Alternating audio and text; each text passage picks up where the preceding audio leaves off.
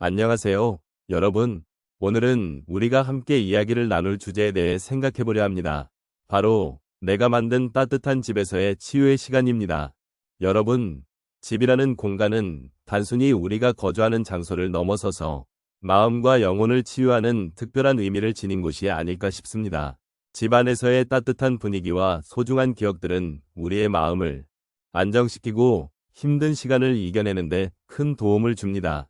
혹시 여러분은 집에서의 소중한 순간들을 떠올려 본 적이 있으신가요? 가족과의 대화, 친구들과의 소중한 만남, 그리고 그 모든 것들이 쌓여 만들어낸 따뜻한 기억들은 우리의 삶에 깊은 위로를 주지요. 우리가 살아가면서 겪는 다양한 어려움과 고통 속에서 집이 주는 포근함과 안정감은 정말 소중한 자산입니다. 집이란 단순한 구조물 이상의 의미를 지니고 있으며 우리에게 치유의 시간이 필요한 이유를 잘 알고 있습니다.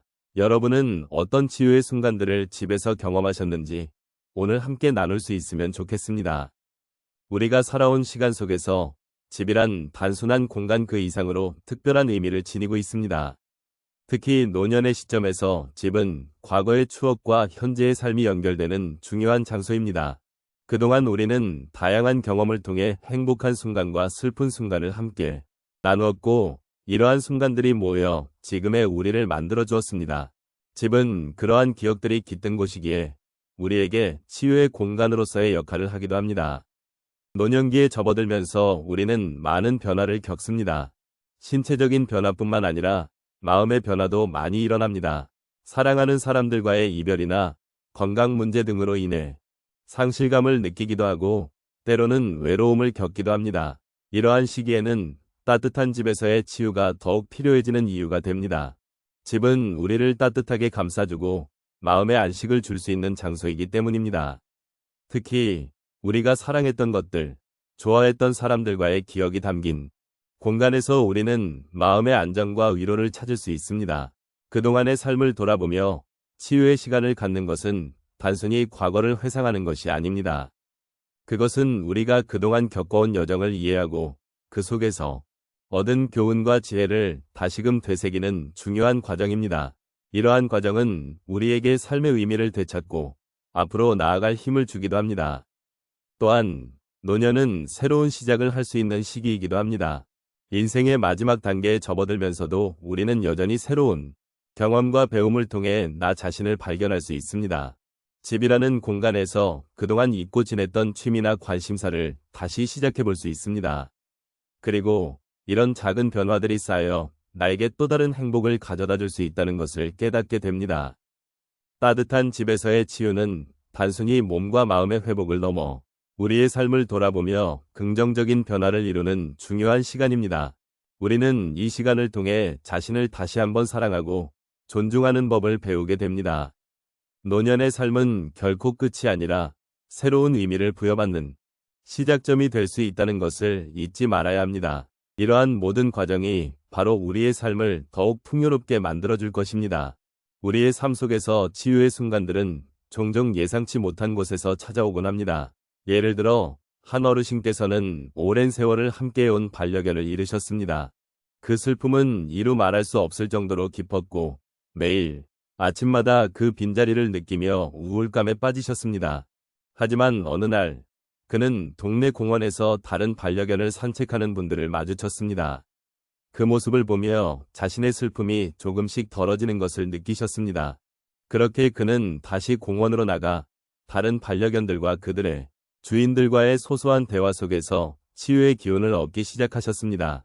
이 과정에서 그는 슬픔을 털어내고 새로운 우정과 기쁨을 발견하게 되었습니다. 또 다른 예로 한 여성께서는 젊은 시절부터 사회복지 분야에서 일해오셨습니다. 하지만 시간이 흐르면서 몸이 아프고 주변의 변화로 인해 그만두게 되었습니다. 이 과정에서 그녀는 자신이 겪었던 소중한 경험들을 잊어버리기 시작했습니다. 그러던 중 그녀는 지역 커뮤니티 센터에서 진행하는 봉사활동에 참여하게 되었습니다. 그곳에서 그녀는 다시 한번 자신이 소중히 여겼던 경험들을 나누고 다른 이들의 이야기를 듣게 되었습니다. 그 순간 그녀는 자신의 삶이 여전히 다른 사람들에게 영향을 미칠 수 있다는 사실을 깨달았습니다. 이 작은 변화가 그녀의 마음에 큰 위로가 되었고 다시금 삶의 의미를 찾게 해주었습니다. 세 번째 사례로 한 남성께서는 자녀들이 모두 독립한 후 집안이 너무 조용해져 외로움을 느끼셨습니다. 매일같이 반복되는 일상 속에서 그는 점점 기력을 잃어갔습니다. 그러던 중 그는 우연히 동네에서 열리는 정원 모임에 참석하게 되었습니다. 그곳에서 여러 이웃들과 함께 나무를 가꾸고 꽃을 심는 활동을 하게 되었습니다. 자연과의 교감 속에서 그는 마음의 짐을 덜어내고 함께하는 즐거움을 느끼게 되었습니다. 이 경험은 그에게 새로운 친구를 만들어 주었고 그의 삶에 다시금 활력을 불어넣어 주었습니다. 마지막으로 한 할머니께서는 오랜 시간 동안 두통과 우울증으로 힘든 시간을 보내셨습니다.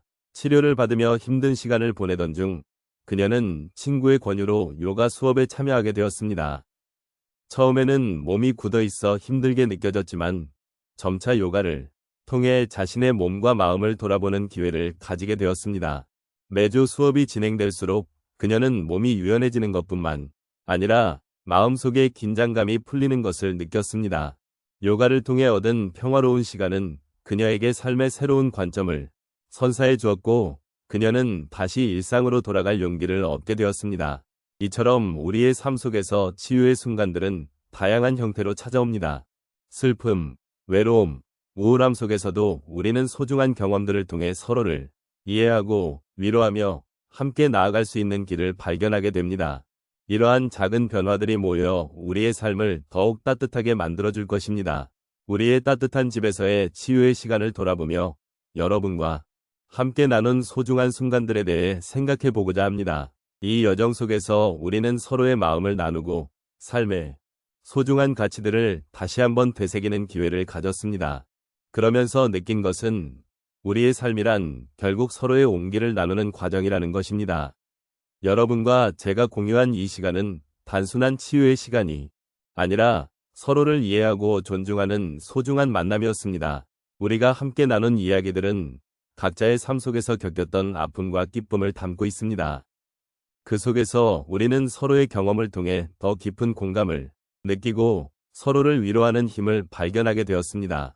이러한 마음의 연결은 우리의 삶을 더욱 풍요롭게 만들어주며 우리가 서로에게 얼마나 큰 위안이 될 수 있는지를 다시금 깨닫게 해주었습니다.